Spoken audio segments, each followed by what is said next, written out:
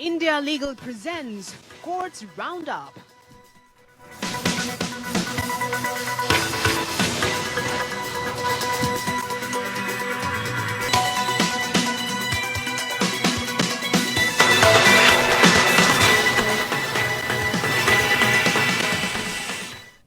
नमस्कार। Courts roundup में आपका बहुत बहुत स्वागत है। मैं हूं आपके साथ वक्ता दुबे। इस बुलेटिन में अगले आधे घंटे हम आपको कोर्ट से जुड़ी तमाम छोटी बड़ी खबरों से रूबरू करवाएंगे। कोर्ट की कार्यवाही और सुप्रीम कोर्ट से लेकर हाई कोर्ट और लोअर कोर्ट्स तक के फैसलों को आपके सामने रखेंगे। आगे बढ़ने से पहले एक नजर डाल लेते हैं हेडलाइंस पर।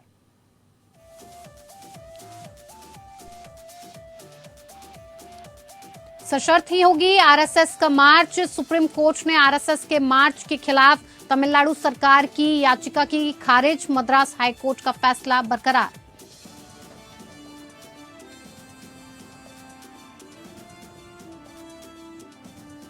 Stand up comedian Kunal Kamra ने आईटी नियम संशोधन को बॉम्बे हाईकोर्ट में दी चुनौती। केंद्र सरकार से किया जवाब तलब। पूछा, सरकार बताए कि संशोधन क्यों जरूरी है। केंद्र को 19 अप्रैल तक अपना हलफनामा दायर करना है।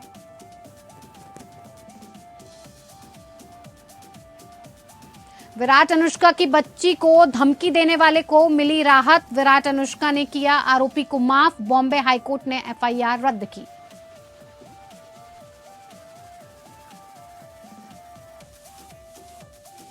सुप्रीम कोर्ट में नवनियुक्त 8 जजों का सुप्रीम कोर्ट बार एसोसिएशन ने किया स्वागत। एससीबीए के उपाध्यक्ष प्रदीप राय ने कहा, सीजेआई की टीम हुई है मजबूत। बार बेंच को हर मसले पर देगा सहयोग।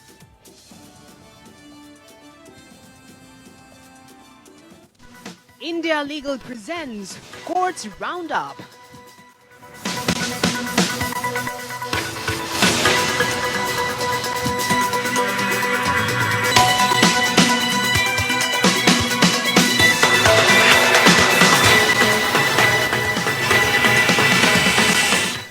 सुप्रीम कोर्ट ने राष्ट्रीय स्वयंसेवक संघ के मार्च के खिलाफ तमिलनाडु सरकार की ओर से दायर याचिका को खारिज कर दिया है। दरअसल इस मामले में मद्रास हाईकोर्ट ने पहले ही संघ को तय मार्गों से मार्च निकालने की इजाजत दे दी थी। हालांकि तमिलनाडु सरकार ने इस मंजूरी के खिलाफ ही सुप्रीम कोर्ट का रुख किया था। मद्रास उच्च न्यायालय का फैसला बरकरार रखते हुए न्यायमूर्ति वी रामासुब्रमण्यम और न्यायमूर्ति पंकज मित्तल की पीठ ने कहा कि सभी याचिकाएं खारिज की जाती हैं। सुप्रीम कोर्ट ने राष्ट्रीय स्वयंसेवक संघ को तमिलनाडु में मार्च निकालने की अनुमति देने के मद्रास उच्च न्यायालय के आदेश के खिलाफ राज्य सरकार की याचिका पर 27 मार्च को अपना फैसला सुरक्षित रख लिया था।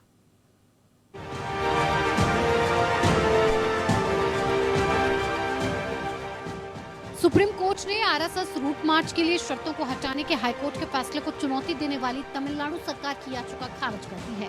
सुप्रीम कोर्ट ने तमिलनाडु सरकार द्वारा मद्रास हाईकोर्ट की खंडपीठ के उस आदेश को चुनौती देने वाली याचिका खारिज कर दी, जिसमें राष्ट्रीय स्वयंसेवक संघ द्वारा किए जाने वाले रूट मार्च पर एकल न्यायाधीश द्वारा लगाई गई शर्तों को रद्द कर दिया गया था। सुप्रीम कोर्ट ने सितंबर 2022 में हाईकोर्ट के एकल न्यायाधीश द्वारा पारित आदेश को चुनौती देते हुए राज्य सरकार द्वारा दायर अलग याचिका को भी खारिज कर दिया, जिसमें उसने संगठन को मार्च निकालने की अनुमति दी थी।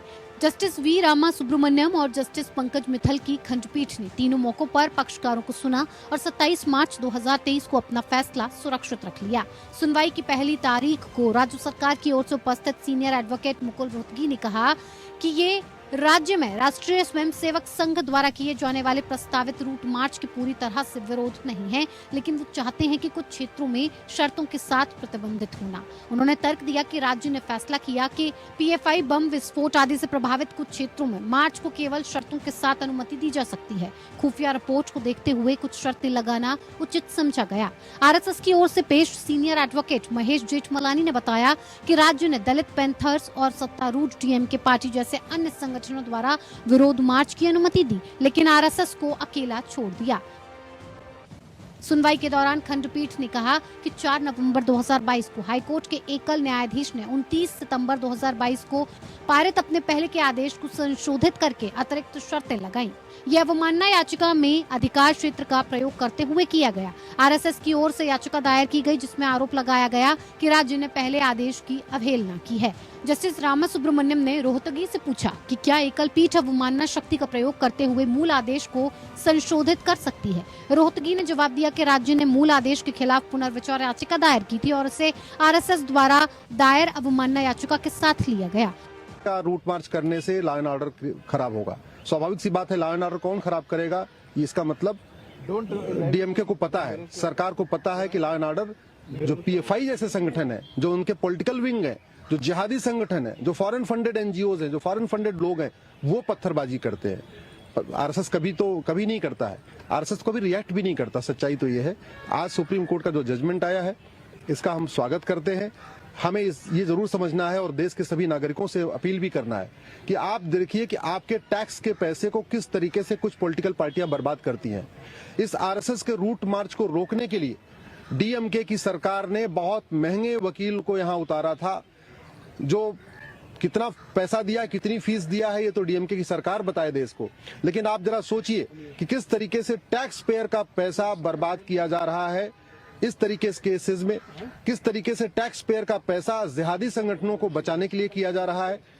राज्य सरकार के फैसले के खिलाफ आरएसएस ने मद्रास हाईकोर्ट में याचिका दाखिल की थी, जिस पर हाईकोर्ट ने 6 जगहों को छोड़कर बाकी जगहों पर आरएसएस को सशर्त मार्च रैली करने की इजाजत दी थी। हालांकि कोर्ट के फैसले से नाखुश आरएसएस ने 6 नवंबर को होने वाले रूट मार्च कार्यक्रम को स्थगित कर दिया था। Bureau report, APN news. Stand up comedian Kunal Kamra ने बॉम्बे हाईकोर्ट में याचिका दाखिल की है, जिन्होंने इंफॉर्मेशन टेक्नोलॉजी रूल्स में संशोधन को चुनौती दी है। उन्होंने कहा कि नियमों में बदलाव स्पष्ट रूप से मनमाना है और प्राकृतिक न्याय के मौलिक सिद्धांत का उल्लंघन करते हैं।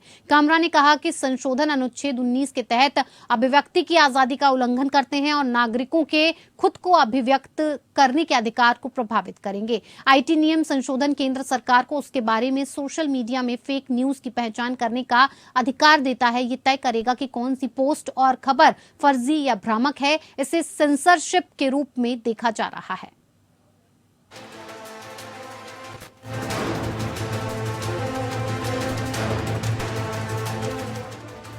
Stand up comedian Kunal Kamra ने सूचना प्रौद्योगिकी संशोधन नियम 2023 या इंफॉर्मेशन टेक्नोलॉजी रूल में हालिया संशोधनों को चुनौती देते हुए बॉम्बे हाईकोर्ट का रुख किया है। केंद्र सरकार ने सूचना प्रौद्योगिकी संशोधन नियम 2023 या इंफॉर्मेशन टेक्नोलॉजी रूल्स को 6 अप्रैल को अधिसूचित किया है। नए नियमों के तहत किसी भी खबर या सोशल मीडिया पोस्ट की सच्चाई जांचने के लिए एक अलग संस्था बनाई जाएगी।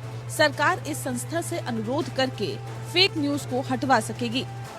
कुणाल कामरा ने बॉम्बे हाई कोर्ट में याचिका दायर करके इन नियमों में बदलाव को चुनौती दी है। कुणाल कामरा की याचिका के बाद हाई कोर्ट ने केंद्र सरकार से कहा है कि वह इस मामले में अपना जवाब कोर्ट को दें। न्यायमूर्ति गौतम पटेल और न्यायमूर्ति नीला गोखले की बेंच ने कहा है कि सरकार अपने हलफनामे में ये बताए कि ये संशोधन क्यों जरूरी है। अदालत ने केंद्र को 19 अप्रैल तक अपना हलफनामा दायर करने के निर्देश दिए और कहा कि क्या कोई तथ्यात्मक पृष्ठभूमि या कारण था जिसके कारण ये संशोधन करना आवश्यक था। याचिकाकर्ता कुणाल कामरा का अनुमान है कि किसी प्रभाव के चलते ये संशोधन किया गया। इस मामले में अगली सुनवाई 21 अप्रैल को होगी। इस याचिका में कुणाल कामरा ने खुद को एक राजनीतिक व्यंग्यकार बताया है, जो अपना कंटेंट शेयर करने के लिए सोशल मीडिया पर निर्भर है। उनके मुताबिक संभावना है कि संशोधित नियम उनके कंटेंट पर मनमाने ढंग से रोक लगाएंगे या फिर उनके सोशल मीडिया अकाउंट को सस्पेंड या हमेशा के लिए बंद किया जा सकता है, जिससे उन्हें पेशेवर रूप से नुकसान पहुंच सकता है। कुणाल कामरा ने याचिका में अदालत से संशोधित नियम को असंवैधानिक घोषित करने और सरकार को इन संशोधित नियमों के तहत किसी भी व्यक्ति के खिलाफ कार्रवाई करने से रोकने का निर्देश देने का अनुरोध किया है। कुणाल कामरा ने संशोधन को चुनौती दी है और इसे देश के नागरिकों के मौलिक अधिकारों का उल्लंघन करार दिया। कामरा के वकील नवरोज सिरवई ने अदालत में दलील दी कि नई व्यवस्था का इस देश के नागरिकों की बोलने की अभिव्यक्ति की स्वतंत्रता पर गहरा असर होगा, खासकर उन पर जो लोग राजनीतिक घटनाक्रम पर बतौर पेशा कोई टिप्पणी या वीडियो पोस्ट करते हैं।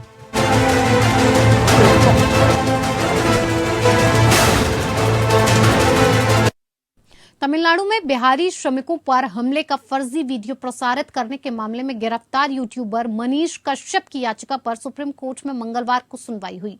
शीर्ष न्यायालय ने इस मामले में केंद्र के साथ साथ बिहार और तमिलनाडु सरकार को नोटिस जारी कर जवाब मांगा है। सुप्रीम कोर्ट के जस्टिस कृष्ण मुरारी और संजय करोल की पीठ ने याचिका की आगे की सुनवाई 21 अप्रैल के लिए सूचीबद्ध की है।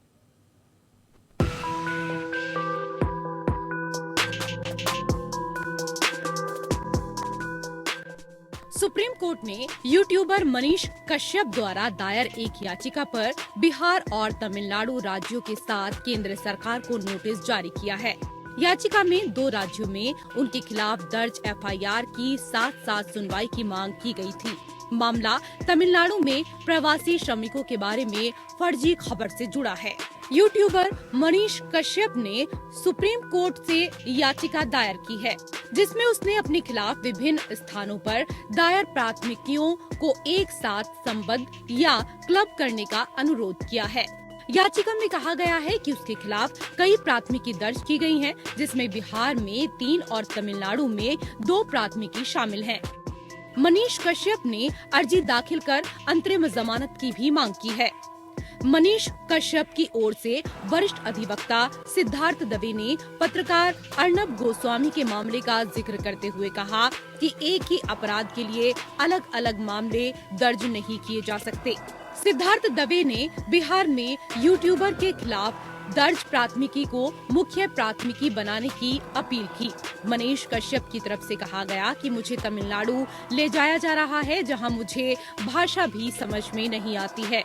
यह आश्चर्यजनक है और देश की संप्रभुता के लिए खतरा है। वहीं तमिलनाडु की ओर से वरिष्ठ अधिवक्ता कपिल सिब्बल ने जवाब दाखिल करने के लिए समय मांगा और कहा कि कश्यप की हरकत से मौत हुई है और यह कोई साधारण मामला नहीं है। कश्यप को पहले ही राष्ट्रीय सुरक्षा अधिनियम के तहत हिरासत में लिया जा चुका है। पिछले महीने 29 मार्च को तमिलनाडु पुलिस मनीष कश्यप को प्रोडक्शन वारंट पर अपने साथ चेन्नई ले गई थी। वहां मदुरई कोर्ट में पेश करने के बाद पुलिस को 3 दिनों की रिमांड मिली थी, जिसमें उससे पूछताछ की गई थी। अभी फिलहाल वह 19 अप्रैल तक न्यायिक हिरासत में है। मनीष के खिलाफ राष्ट्रीय सुरक्षा अधिनियम के तहत भी मामला दर्ज किया गया है। तमिलनाडु में बिहारी श्रमिकों पर हमले का झूठा वीडियो शेयर करने के आरोपित यूट्यूबर मनीष कश्यप ने 18 मार्च को बिहार के बेतिया में सरेंडर किया था। पुलिस ने बेतिया जिले के जगदीशपुर ओपी स्थित मनीष कश्यप के घर पर कुर्की जब्ती की थी। पुलिस उसके घर के दरवाजे और खिड़कियां तक उखाड़ कर ले गई। बिहार पुलिस का दावा है कि मनीष कश्यप के पीछे एक बहुत बड़ा नेटवर्क काम कर रहा है। पुलिस का कहना है कि पूछताछ में उसने कई अहम जानकारियां भी दी हैं। बिहार और तमिलनाडु पुलिस लगातार उसके खिलाफ सबूत जुटाने में लगी है। Bureau report. मुंबई हाईकोर्ट ने विराट कोहली और अनुष्का की बेटी को लेकर धमकी देने वाले सॉफ्टवेयर इंजीनियर राम नगेश अकुपथिनी के खिलाफ एफआईआर खारिज कर दी है। कोर्ट ने कोहली की तरफ से माफीनामे के बाद एफआईआर और चार्जशीट को खारिज कर दिया। साल 2021 में राम नगेश अकुपथिनी को सोशल मीडिया पर कोहली की बेटी को लेकर गलत कमेंट करने के लिए गिरफ्तार किया गया था। साल 2021 में यूएई में हुए T20 वर्ल्ड कप में भारत को पाकिस्तान के हाथों 10 विकेट से हार मिली थी और इस हार के बाद कोहली को काफी ट्रोल किया गया था। तभी राम नगेश ने सोशल मीडिया पर विराट कोहली की बेटी को रेप की धमकी दी थी। इस पर कई फैंस और दिग्गज खिलाड़ियों ने ऐतराज जताया। दिल्ली महिला आयोग के एक्शन के बाद पुलिस ने हैदराबाद से राम नगेश को गिरफ्तार किया था। आरोपी ने अपनी दलील में कहा कि वो मेधावी छात्र है, विदेश जाकर पढ़ना चाहता है। एफआईआर इस पर आड़े आएगी। उसने ये भी कहा कि आईपी एड्रेस उनके अपराध करने का कोई निर्णायक सबूत नहीं है और शरारत कोई और भी कर सकता है।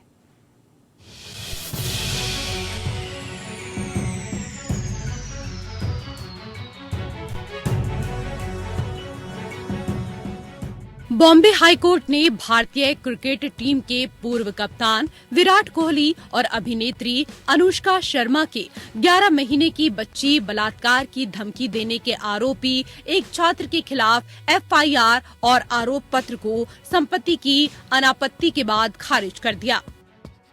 जस्टिस एएस गडकरी और जस्टिस पीके नाइक की खंडपीठ ने हैदराबाद के तकनीकी विशेषज्ञ राम नागेश श्रीनिवास अकुब थिनी के खिलाफ साइबर पुलिस द्वारा आईपीसी की धारा 354A यौन उत्पीड़न, 506 आपराधिक धमकी, 500 मानहानि और आईटी एक्ट 2000 की धारा 67 और धारा 67B के तहत दर्ज एफआईआर रद्द कर दी, क्योंकि युगल ने अपने मैनेजर के माध्यम से एफआईआर दर्ज की थी। इसलिए एफआईआर को रद्द करने की सहमति भी उनके मैनेजर एक्वलिया नॉर्मन डिसूजा के माध्यम से दी गई।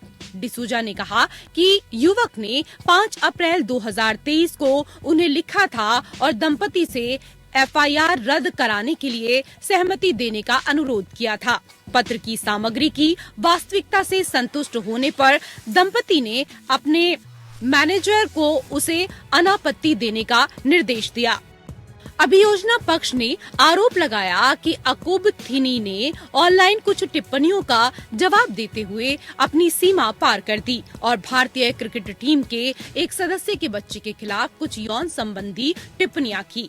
कोहली के मैनेजर की शिकायत के आधार पर एक एफआईआर दर्ज की गई थी। बॉम्बे हाई कोर्ट के समक्ष अपनी 2022 की याचिका में तेलंगाना के रहने वाले अकुब थिनी ने दावा किया है कि वह एक मेधावी छात्र हैं और जेईई एडवांस परीक्षा में रैंक होल्डर हैं। उसने अपने नियोक्ता का प्रशंसा पत्र भी प्रस्तुत किया। उन्होंने कहा कि वह विदेश में मास्टर्स करना चाहते हैं और लंबित एफआईआर उसके भविष्य की संभावनाओं के लिए एक बाधा के रूप में काम करेगी। उसने कहा, आईपी एड्रेस उनके अपराध करने का कोई निर्णायक सबूत नहीं है और शरारत कोई और भी कर सकता है। यह ट्वीट कथित तौर पर 2 अकाउंट्स के एक थ्रेड के ट्वीट का जवाब देते हुए किया गया था। इसके अलावा पिछले साल नवंबर में तकनीकी विशेषज्ञ को जमानत देते हुए मजिस्ट्रेट ने कहा कि आरोपी ने अपनी टिप्पणी सीधे क्रिकेटर या उसके परिवार को संबोधित नहीं की थी। जस्टिस एएस गडकरी और जस्टिस पीके नाइक की खंडपीठ ने हैदराबाद के तकनीकी विशेषज्ञ राम नागेश श्रीनिवास अकुबथनी के खिलाफ साइबर पुलिस द्वारा आईपीसी की धारा 354A यौन उत्पीड़न, 506 आपराधिक धमकी, 500 मानहानि और आईटी एक्ट 2000 की धारा 67 और धारा 67B के तहत दर्ज एफआईआर रद्द कर दी। धारा 67B आईटी एक्ट 2000 के तहत काम वासना भड़काने वाली क्रियाओं आदि में बच्चों को चित्रित करने वाले सामग्री को इलेक्ट्रॉनिक रूप में प्रकाशित करने के लिए सजा का प्रावधान है। अदालत ने कहा था कि इस व्याख्या के आधार पर आरोपी पर मामला नहीं बनता है। Bureau report.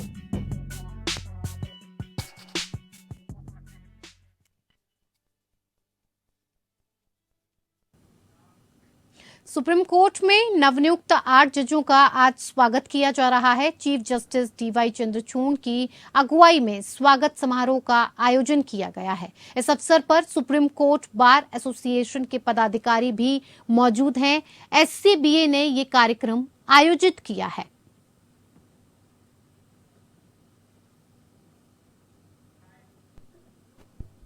Thankful to everyone who are here, and I welcome each one of honorable judges. I did not devote much of time because there are 8 honorable judges, but I wish all the best for a successful tenure, and I wish everyone that I have already written a letter to everyone, and I requested that, sir, this bar wants your cooperation, and sir, because of your spirit, because of your blessings, and because of your attitude towards the bar, this bar is going to achieve so many things. And when the bar achieves something, that is a kind of judiciary also, that judiciary will also achieve.